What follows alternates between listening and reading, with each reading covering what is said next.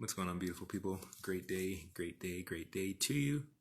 Um, yeah, whenever you watch this, I don't know, it might be in the evening, might be in the morning, but great day to you either way, or great night to you. I hope you all are doing well and staying safe. Hey there. Hope you all are doing well and staying safe. We are continuing our book read of Real Artists Don't Starve by Jeff Goins. So we left off yesterday talking about tenacity and how artists have to be stubborn in creating their art and creating the work. And there's two ways. You can be stubborn in a bad way, you can be stubborn in a good way.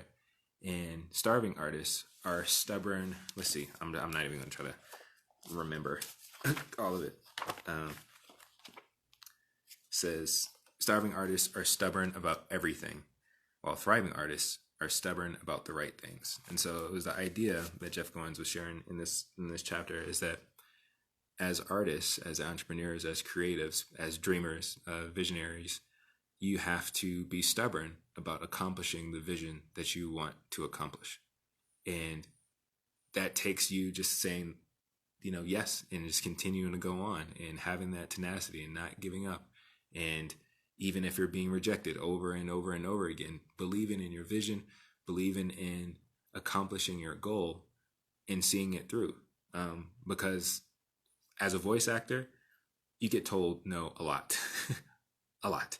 Every time you audition, you only get two options, yes or no. So I've done lots of auditions and I've gotten lots of no's, but I have also gotten some yeses, and I'm grateful for that. And, if you're an entrepreneur, if you're a business owner, it's the same thing. You're trying to get clients, you're trying to get customers. As you're selling your product or selling your service, somebody's going to say no. And it may take 10 no's to get to your one yes, but that's okay. Even if you're a creative, an artist, you're writing a song or writing a book, or even just taking pictures, you're trying to sell a photograph, or you're trying to sell a painting or something like that. The more, you'll paint and paint and paint, creating more and more pieces. And, it may seem like nobody wants what you have. Every time you're trying to sell it, whether it's family, friends, or random people, it seems like nobody wants what you've created. They don't think it's nice. It's not going to fit in their house or whatever. But you keep painting. You keep sharing. You keep going to art galleries. You keep going to displays. You keep posting your pictures on Instagram or Facebook or whatever. And eventually, with all that tenacity, with all that stubbornness as an artist, somebody says yes. And that's what we have to hold on to. And I think we have to hold on to that in every aspect of life. But that was yesterday. So if you missed that, go back and watch that. I think it's like episode 9 here on Reading with Jam. But we are continuing tonight with Real Artists Don't Starve by Jeff Goins. And now we are entering into part 2, which is entitled The Market. So thanks again, guys, for watching, liking, sharing, all that stuff. I appreciate it. And I really do hope you get some benefit out of this. For those, this is your first time catching a Reading with Jam. The reason I'm doing this is, like I mentioned a little bit earlier, I am a voiceover artist. And for me, I do a lot of narration. I do like a lot of long form narration, and that can be like e-learning, it can be corporate narrations, but I've also done audiobooks. And a lot of the audiobooks that I've done so far have been self-help, nonfiction kind of stuff. So as a VO artist, I need to practice. And the thing is, I personally like to read nonfiction and personal development content books for myself, because I like to keep learning, I like to keep developing and all that stuff. And so I figured, why not combine the two? I already read the books. Why not I practice in public and share them and serve you all, whoever wants to watch it. So we are going to jump into this. Again, we're reading Real Artists Don't Starve by Jeff Goins. If you're interested in the book, go get your copy. You can get it on Amazon or wherever. Eventually, I will put a link in my bio so that you can get the books that I read with Reading with Jam. But here, we're going to jump into part 2, which is entitled Market. Once we have mastered our mindsets, we must tackle the market. Here, we cross the threshold from being creative to doing creative work. This is the place where we become professionals and learn how this works in the real world. This is where we network and advertise our talents to the masses. And if we do this well, people will not just pay attention, they will also pay us. Chapter 5. Cultivate patrons. The starving artist waits to be noticed. The thriving artist cultivates patrons. If there hadn't been a Sam Phillips, I might still be working in a cotton field. Johnny Cash. In September 1948, the Presley family moved from Tupelo. It looks like Toledo, but it's not. Tupelo. Again, I'm bad with the names. Definitely bad with names, but that's why you practice. Tupelo, Mississippi, to Memphis, Tennessee, in search of work. They lived in public housing and struggled to make ends meet. At night, their only son would sit outside in the courtyard, inexpertly playing the guitar and singing the blues, dreaming of another life. Around that same time, another man in Memphis had a dream of his own. At 706 Union Avenue, Sam Phillips' son's studio had a reputation for signing no-name musicians. Their slogan was, "We record anything, anywhere, anytime." The fledgling studio had already seen the likes of B.B. King, Howlin' Wolf, and Ike Turner, but Phillips' vision for bringing black music to a white audience was still a distant reality. He needed the right voice, which so far had eluded him. One day in 1954, a 19-year-old truck driver entered Phillips' studio. When the music producer wasn't discovering new talent, he charged for his recording services at a rate of $4 per record. Many musicians in Memphis were all too eager to pay, including the young man who entered the studio that day to cut a record for his mother. After the first visit, he would return a few months later to record another for himself, a personal record. He called it. The young musician continued stopping by the studio to say hello. Phillips' assistant, Marion Kiesker, was especially taken with the boy, later remembering him as being perpetually nervous and stammering over his words. The most the producer would give him, however, was that he was an interesting singer, and that they might call on him sometime. Months later, the guitarist, Scotty Moore, was looking for a singer to join his band and asked Phillips for any recommendations. When the producer said he didn't have any, Marion mentioned the young man from Mississippi. What was his name? Elvis? They decided to bring him back into the studio. From the outset, no one shared Marion's enthusiasm. The boy could sing well enough, but neither Phillips nor Moore heard anything special. 3 hours into the audition, they took a break, having played through several songs with no luck. When the two men compared their notes, both concluded the young singer was not their guy. During the break, Elvis picked up a guitar and began to play. The clumsy strumming pattern created a staccato sound that served as his own rhythm section, and he started to sing. Like an old, almost forgotten memory, the song came to him. "That's All Right, Mama," by Arthur Crudup. Jumping around the room, Elvis belted out the words to the blues tune, his energy contagious, and soon the guitarist and bassist were joining him. An audition that only moments before had been leading to rejection was now being transformed into something powerful. Phillips, who was cutting tape in the sound room, stopped what he was doing to listen, then interrupted the trio. "What are you doing?" he asked. "We don't know," they answered. "Well, back up," he responded. "Try to find a place to start, and do it again." It took several takes to simplify the sound, but by the end of the night, the three musicians had a record. More important than that, the young guitar-playing truck driver had someone who finally believed in him. The next day, Sam Phillips took the single to local radio station WHBQ, where his friend, Dewey Phillips, no relation, worked as a disc jockey. Dewey shared Sam's love for the blues and loved breaking in new musicians to the Memphis scene. He listened to the new cut and loved it, putting the record on the air that night. "That's All Right, Mama" played at least 4 more times before dawn, with people requesting it daily after that. The three musicians started touring with Sam Phillips as their manager. Within 2 years, Elvis Presley would become a household name, playing for crowds of tens of thousands, appearing on television, starring in films, and reaching an audience of millions. In an unbelievably short amount of time, the young man's dreams had come true. The first song he officially recorded, which he didn't even write, made him a star. The producer who first rejected him helped him get a record deal. And the world that was once indifferent to him now embraced him like they had never before. It's your typical tale of overnight success, the kind we tell young artists who are waiting to be discovered. Just keep practicing, we say, and maybe you'll catch your lucky break someday. But that's the wrong advice. Because you don't just need practice, you also need a patron. The rule of the patron. In creative work, quality is subjective. How do you determine if a painting is good or bad? What makes a song beautiful? Objectively speaking, these things are hard to measure. What we need, then, are authorities on art. We need someone to tell us Bob Dylan is a genius and Vincent van Gogh was ahead of his time.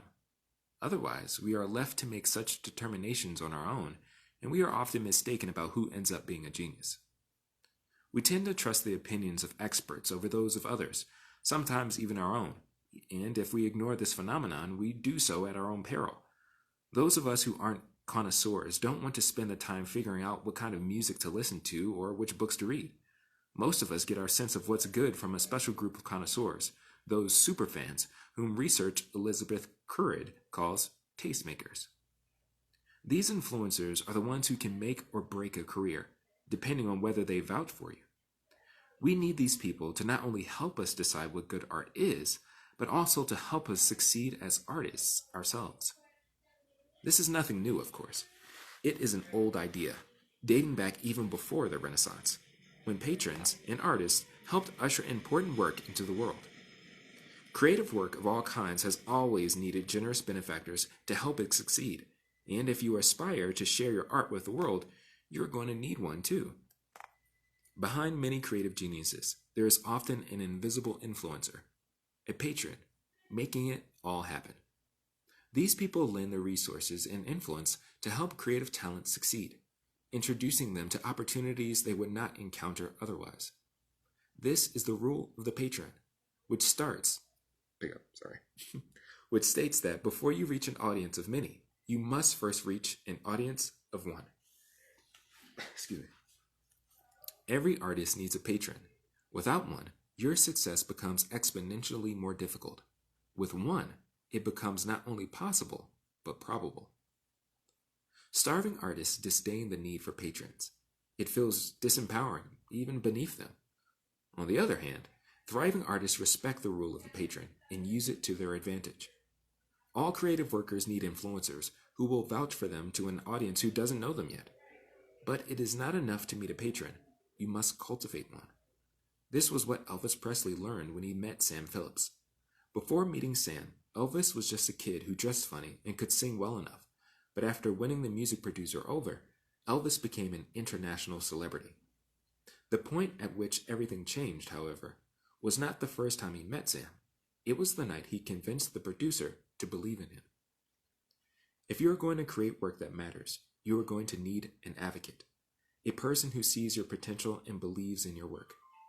This isn't just about money.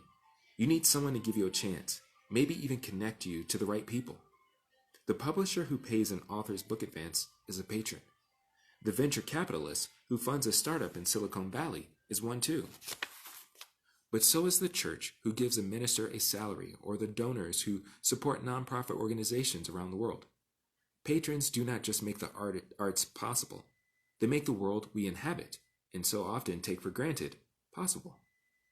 These are the people history forgets, the ones who don't always make it into textbooks. And one of the worst mistakes we could make is failing to recognize their existence or importance. Our job, then, isn't to wait for patrons to come to us, but to find and cultivate these relationships wherever they may be. Closer than you think. Years after Elvis's death, Sam Phillips lamented in an interview that his style of discovering artists didn't work anymore. Producers, he said, are not spending countless hours each week in bars waiting to find that hot new talent. So, where are today's patrons? How do we find these tastemakers whose influence will help us succeed? Do they even exist anymore? Of course they do. You don't get art without money, and you don't get an artist without a patron. These people are closer than we think. In the new Renaissance, patrons are not some elite class of influencers. They are all around us. My first year out of college, I traveled across North America playing music with a band. As the group's leader, I oversaw setting up gigs ahead of time, coordinating with event planners and hosts, and making sure everyone arrived at the show on time. This was not the glorious experience I imagined when dreaming of a life on the road. It was a lot of hard work, long days, and cold casseroles. But one factor made the work possible: the fact that we didn't have to do it alone. Moving from city to city, our band would play shows in exchange for donations and meals. We were always at the mercy of other people's generosity. No matter where we went, we met someone who would make sure we found a good meal, warm bed, and sometimes even a shower. For a year, we lived off the good nature of other people, staying in their homes and eating their food, getting to make our art. Everything we did that year cost something: the gasoline for the van, the meals on the road, the occasional night in a hotel when we couldn't find a host home. It all had to be paid for by someone. My 6 bandmates and I didn't have to worry about any of that, though, because there were people concerned about those things for us. They paid our bills and took care of our expenses. They hosted events for us and took us into their homes. They were the ones who fed us and took care of us, going out of their way to help however they could, all so that we could focus on our music. These people were our patrons. However, they were not wealthy connoisseurs or influential leaders. They were ordinary people who used their resources to help our art thrive. Wherever we went, they were there. Certainly, there can be value in connecting with a famous tastemaker, but sometimes the patron you need is the one who is right in front of you. These people may be hard to recognize, but help is always available to those willing to look. In the case of Elvis, Sam Phillips was just down the road from him. For my band, our patrons were the people we met at each show. All around us there are patrons, people willing to help our work succeed, but it is our job to recognize them and prove ourselves worthy of their investment. Be teachable. When Michelangelo was still an apprentice under Domenico Ghirlandaio, he was working outside one day, finishing up a new sculpture. A well-dressed man approached the young artist to watch him carve the mask of a faun and inquired about the statue. When Michelangelo said it was meant to be an antique faun, the guest suggested that if it were an old faun, it should have some teeth missing. Then the mysterious man walked away. He returned the next day and saw some teeth had been knocked out of the faun's mouth. The man was none other than Lorenzo de' Medici, the wealthiest man in Florence and a great patron of the arts. Shortly after meeting Michelangelo, Lorenzo summoned the teenage artist to come work in his royal palace. The rest of the boy's youth was spent surrounded by art and influence beyond his wildest dreams, all because he had first reached an audience of one. This is the rule of the patron in action. You can't just ask for a handout. You must demonstrate both competency in your craft and a willingness to learn. Influencers love to inspire and invest in others, so make it easy on them. When the starving artist waits to be noticed, the thriving artist finds a patron and shows that her work is worth investing in. When I met Michael Hyatt, the CEO of a large publishing company at the time, I experienced this firsthand. We met at the local Starbucks in Franklin, Tennessee, the town we both happened to live in at the time, at 4 o'clock in the afternoon on an unusually warm and sunny day in November. For years I had followed his work, knowing he had wisdom that would benefit me as a young writer. I also knew he was busy, so I reached out with a sample of my writing and a request to meet whenever it was convenient for him. We met for about an hour, seated by the window, sipping our black coffees. For most of the time, he sprung question after question on me, which I was not ready for. It was an unexpected act of generosity, but one that I almost wasted by being unprepared. After the meeting, I followed up with an email thanking him for his time and sharing how I was already putting his advice to use. Over time, we maintained a regular correspondence, and he continued to show interest in my writing. Because of Michael's connections in publishing, my career was put on a fast track. He started introducing me to influential people and championing my work wherever he could. At the time, I couldn't believe my good fortune.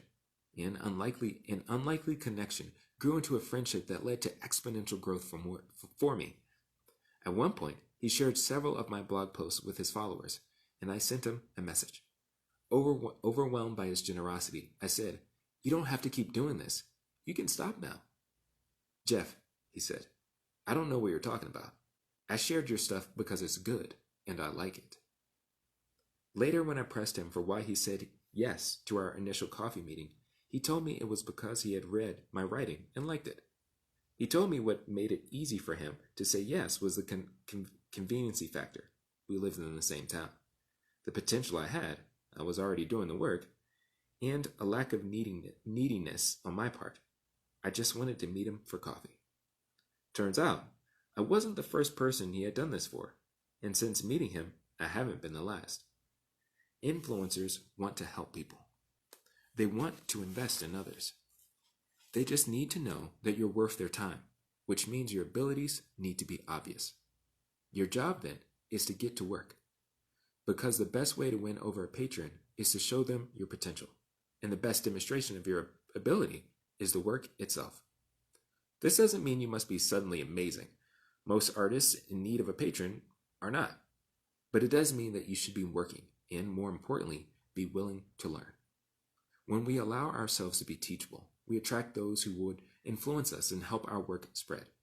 After all, it was not Michelangelo who went to Lorenzo, but Lorenzo who came to him. It was the artist's willingness to learn that endeared the young man to his patron, and it will be that same spirit that earns you one as well.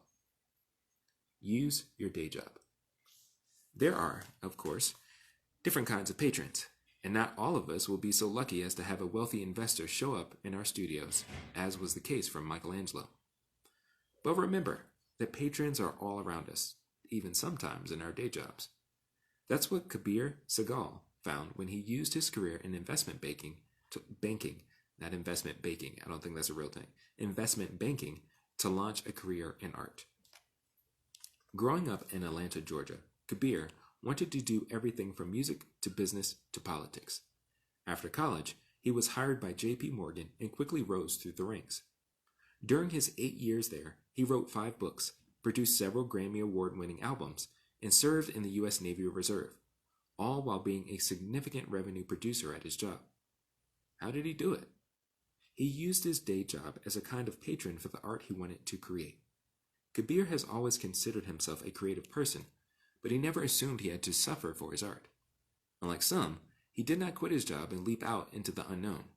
Instead, he did what many of us may have to do if we want our creative work to survive. He used his current scenario and surroundings as a means to an end, as opposed to an impediment to his goals. In the Renaissance, patrons were not benefactors who lavishly gave of their wealth to artists without any say over what they wanted the artists to create. In most cases, they gave commissions with specifications about what they wanted made, and how it should be done. In other words, even if you had a patron, you still had a boss. So why not use your current boss and start seeing this person as a patron of your work, even if they don't see themselves that way? In the new Renaissance, these opportunities are myriad, and if you follow the rules of the thriving artist, you can give yourself time and space to create the work you want. Working in banking, as you can imagine, requires its own skill set. Skills very different from, say, writing. Kabir wanted to write badly enough, however, that he was willing to figure out a way to write, even with a busy and demanding schedule. The compliance department taught me how to write books, he said, meaning he used the mundane tasks of his job to help him practice writing. This was how he wrote the first of 5 books while working on Wall Street. This approach of using a day job allows the artist great flexibility and freedom to do better work without needing to make a living off of it. Kabir knew art costs money, and there was no guarantee his creative work would generate enough money for him to live. So he used his day job to fund his art and was paid to practice his craft in the meantime. Kabir didn't try to opt out of the system, claiming he didn't need to make money. Instead, he embraced the reality that without income, an artist can't create, and then he used his circumstances to his benefit. While working in finance, Kabir was required to write daily memos to investors. These were typically boring updates filled with industry jargon, but he used this as a chance to sharpen his skills, writing them in the form of haikus. This kept him creative in a job that could have sapped his creativity and made him stand out among his peers at work. That is an interesting. Wait a minute. Okay, that is an interesting byproduct to this strategy. Sometimes using your day job can result not only in getting paid to create, but also in doing your day job better. Many people aspire to do creative work, but worry they won't have enough freedom or time to do it. They mistakenly believe they should quit their jobs to start writing that novel, or to tour full-time with the band. And in some cases, this may be true. But Kabir's story confounds such stereotypes. He used his situation to be creative, and it worked. Better, perhaps, than quitting his job would have. And Kabir is not an anomaly. According to him, there are many artists and creative types who end up on Wall Street. Few, however, can stay there with their creativity intact. Wall Street, he wrote in an article for CNBC, is where creativity goes to die. That's sad. Yet clearly, in his case, that was not true. People end up in that very competitive world of banking because they are motivated and smart and often find themselves in lucrative careers before they know what their passions are.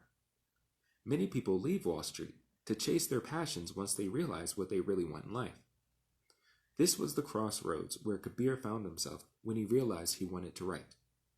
What made him different from the rest of the burnouts, though, was that he was constantly cultivating patrons. What do you do when you find yourself in a position that is less than ideal? Do you quit your job and try to strike it out on your own? Not at all. You look around for the closest patron, even if that means your day job. Follow your curiosities and get a paycheck, Kabir told me. Don't focus so much on the job, but on the ideals and the goals. Any job can be a means to making your art, if you have the right perspective. Employers become patrons when we begin to see them not as obstacles to the work we want to do, but as a way of funding it. Pursuing patrons. Originally from Florence, Alabama, Sam Phillips grew up watching black people and white people work the fields together. This left an indelible impression on him. After moving to Memphis, Tennessee, which was much more segregated, he wanted to record the kind of music he grew up with in hopes that it would bring people together. But he struggled with getting the music he loved to the masses. What he needed was an evangelist. Enter Elvis.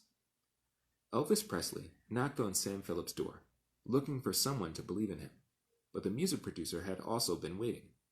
And when he met a white boy who could sing black music the way it needed to be sung, he knew he had found something special. The partnership that resulted from this meeting changed music forever. Typically, when we talk about creative success, we tend to place a lot of emphasis on the genius of the artist. This, we think, is what makes a musician like Elvis a rock star. But without a patron, without someone to vouch for the genius, most creative work will not spread very far. Creative work is a team effort, a duo of artist and patron, singer and producer, actor and manager. One is the talent, and the other, the advocate. Yes, artists need patrons, but what we sometimes miss is that patrons also need artists. So how do we seek out the influencers and tastemakers who are all around us?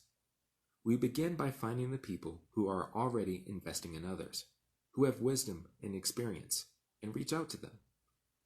Finding a patron is a lot like finding a master.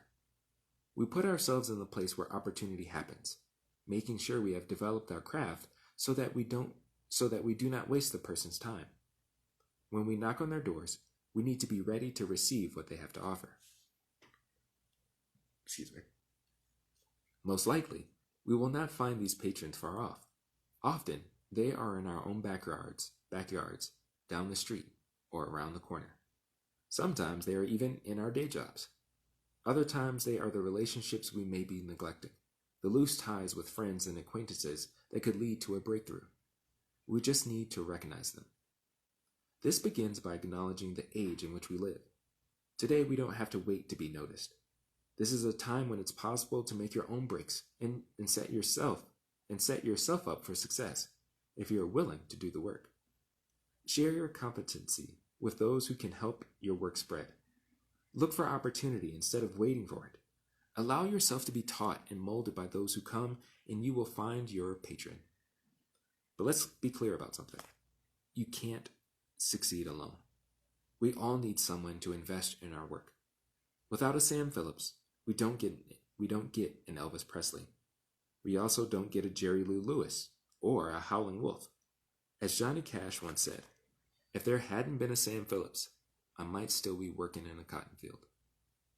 It was the music producer's connections, the network he had spent years building with radio DJs, promoters, and musicians, that made Elvis and so many others into stars. Without a patron, you're rolling the dice, hoping for the best, and the world is unkind to such gambles. The night That's All Right, Mama hit the airwaves, a young musician named Lee Denson was playing a show in Key West. When the song played on the radio, he couldn't believe what he was hearing. Was this the same Elvis Presley whom he had tried to teach guitar only a few years before? The same young man who could barely play a chord? And here he was, Denison, doing everything a young musician ought to be doing, touring and playing shows, paying his dues, and it wasn't working. Of course it wasn't working. Denison didn't have a Sam Phillips, and when it comes to creative success, that's everything. All right, that concludes chapter 5 of Real Artists Don't Starve by Jeff Goins. Thank you all for hanging in there. I appreciate you folks who decided to hang in and hang out with me as I work on this book. Tomorrow we will be reading chapter 6 of Real Artists Don't Starve by Jeff Goins. Again, as I'm reading this, as I'm practicing, I'm reading it for the first time too. So this book has been really encouraging and good so far. And I definitely agree. Like, it's hard to make art when you don't have the funds or the space to be creative. And it's also very true that with the internet, it's so much easier to be able to get support, whether you're doing something on YouTube or you're actually using a website like Patreon, or even if you're just posting up your Cash App somewhere. People can support you in the stuff that you're doing. So it's awesome. And I think we're in a very interesting time because it allows people, even if they do love their day jobs or whatever their career is, that they can have the space to be creative, to pursue those creative passions and arts and stuff, or even just businesses. Because the book isn't only focusing on artists in general, it's focusing on entrepreneurs. It's just people doing creative work, which to some degree could be any and everybody. But yeah, I think tonight's chapter was definitely really encouraging to, as an artist, as a creative person, as a talent.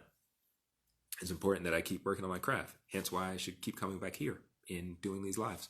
But, and sharing my work and trying to get in a position where I can get patrons, and patrons could be clients. Like I mentioned earlier about having the stubbornness or the tenacity to keep doing auditions and stuff as a voice actor. It's important that you do that because eventually you will get a patron, who, again, like I said, could be a client. But anyways, thank you again all for watching and liking this. Thank you, beautiful people. We will continue with the book tomorrow, Real Artists Don't Starve by Jeff Goins, and we're going to read chapter 6. Hope you all have a good night, and I will talk to you tomorrow. See ya.